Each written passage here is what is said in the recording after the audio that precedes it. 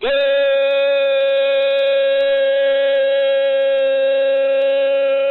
morning, Vietnam. It's just a smidgen past 5 after 6, and here we go with another day's version of the Dawn Buster Show from Armed Forces Radio. I'm Airman Adrian Cronauer. From Saigon, ladies and gentlemen, the beat goes on. It's their war. Now, America wins the wars that she undertakes. They're the ones who have to win it or lose it. We have declared war on ignorance. From the protests in Chicago and Washington to the horror stories shared by those who experienced the war firsthand, there is much historical hype behind the Vietnam War. With United States caught up in hysteria against communism and having in the past fought for the freedom of the South Koreans against the northern advances of the Reds, America haphazardly walked into the situation in Vietnam. What it seemed they missed was the domineering history Vietnam had experienced for centuries. First from the Chinese, then the Mongols, and eventually French colonization and Japanese occupation. The 10-year-long job of digging strategic military tunnels through the jungles of Vietnam just to win their war is a testimony in itself of their motivation against foreign oppression. With such leaders as Ho Chi Minh, who gained his support from the common people, dressing, eating, and sleeping as they did, and military leaders who understood the chain of command and had no need for questions to be answered, there is little surprise concerning the fight they made against the U.S. It was their territory, their villages, their jungle, and their war.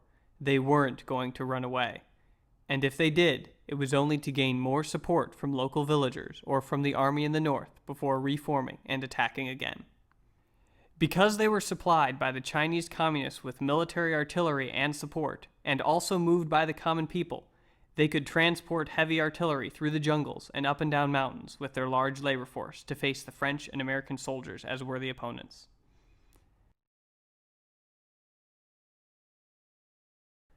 U.S. involvement started long before the first regiment of troops was sent to the eastern shores of Vietnam. As an ally with France, the U.S. supported French colonization of Vietnam against threats of communism. But French colonization in Vietnam came to a screeching stop at the Battle of Dien Bien Phu, where Vietnam defeated the French, causing France to push out and seek peace agreements. At the Geneva Peace Accords in 1954, the Allies gained supportive control of South Vietnam, and the Communists gained supportive control of the North, dividing the country at the 17th parallel. This would stand till 1956, when the country would hold national elections, but the Allies did not fully support the Geneva Accord because of the predicted outcomes of the elections. They have expended their manpower in reckless assaults, apparently designed to improve their bargaining position at Geneva. That is not a good prelude to Geneva. The elections in the South led to No Dinh Diem, an anti-communist, coming into office amidst large amounts of controversies regarding the authenticity of the election. In 1957, Diem, with U.S. support, waged counterattacks against the North, claiming that they were trying to take the South by force. Diem's controversial election and foolish policies led many South Vietnamese, including university students, Buddhists, and other intellectuals, to join in supporting the communists. What have the Buddhist leaders done comparatively? The only thing they have done, they have barbecued one of their monks, whom they have intoxicated, whom they have abused the confidence. And even that barbecuing was done not even with self-sufficient means, because they use imported gasoline. Even though Diem arrested hundreds of individuals for suspected communist support, he claimed that the South was peaceful and that it was the North who was trying to take over the country. John F. Kennedy was not sure how legitimate Diem's rule was, and thus refused to get too involved in the war. In the final analysis, it's their war. They're the ones who have to win it or lose it. We can help them, we can give them equipment, we can send our men out there as advisors, but they have to win it, the people of Vietnam, against the communists. In 1961, Kennedy decided to assess the situation in Vietnam by sending a party to report on the conditions in South Vietnam. The results of this study were somewhat ignored by Kennedy, who decided once again not to get too involved, but instead sent support in machinery and military advisors. After Kennedy's assassination, Lyndon B. Johnson took the office. He decided, after a suspected attack by the communists against U.S. ships off the coast of Vietnam, to wage war on Vietnam. Make no mistake about it. I don't want a man in here to go back home thinking otherwise. We are going to win. Why, oh why don't people concern themselves something with a country that's trying to maintain her independence from aggression, that's being invaded? Now, America wins the wars that she undertakes. Make no mistake about it. Congress, with little apprehension, gave Johnson the ability to wage war without actually declaring war. This was only detested by two senators, Morse from Oregon and Gruening from Alaska. Being in the minority never proves that you're wrong. In fact, history is going to record that Senator Gruening and I voted in the interest of the American people this morning when we voted against this resolution. And I'd have the American people remember what this resolution really is. It's a resolution which seeks to give the President of the United States the power to make war without a declaration of war. Throughout 1964, Johnson considered what would be the best way to wage war in Vietnam. The Johnson Committee wanted the war to be precise, with little impact on the home front. This did not turn out to be the case. They soon realized that there were not enough volunteers, and a draft was instituted. As the draft continued and the deaths constantly came home, the infamous anti-war movement in the States began.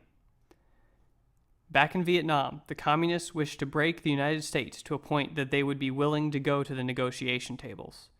Their attempt to destroy major southern cities was called the Tet Offensive. In 1968, Johnson claimed that he might go to the negotiation tables, but decided not to accept a renomination by the Democratic Party. With our hopes and the world's hopes for peace and the balance every day, I do not believe that I should devote an hour or a day of my time to any personal partisan causes or to any duties other than the awesome duties of this office, the presidency of your country.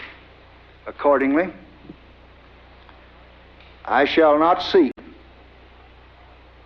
and I will not accept the nomination of my party for another term as your president. Let me tell you what those 4 years have done to America.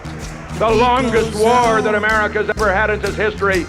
The worst crime wave we've ever had in our history. The highest taxes we've ever had in our history. The highest rate in the cost of living that we've had in a generation.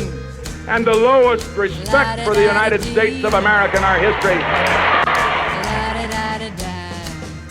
Nixon increased the air raids, started bringing troops home, and used the Vietnamese forces for ground support. The air attacks continued while possible peace agreements were being written. The Christmas bombings of northern Vietnam's major cities received international scorn. In 1973, the Paris Peace Agreement was signed, ending the hostility between the U.S. and North Vietnam. In April of 1975, the Communists advanced on the President's house in Saigon, taking final and ultimate control of Vietnam. Much blood was spilled, both by the Americans and Vietnamese, throughout the course of the war. Communism was being fought in Vietnam, but those who wished to see its end inevitably lost. Many American soldiers lost their lives, and the War Memorial in Washington is a testimony to this, moving the hearts of hundreds. The willing sacrifices of so many soldiers and the forced sacrifices of hundreds more will be forever remembered. A few thousand peasants with guns advanced against the French and Americans to come out victorious. But was it an advance of communism for them, or was it merely a fight for freedom? The Vietnamese had been oppressed for hundreds of years. This small nation showed the world that they would not go quietly into the night. They would fight, and they would succeed. da-da-da-da-da. Charleston was once the rage,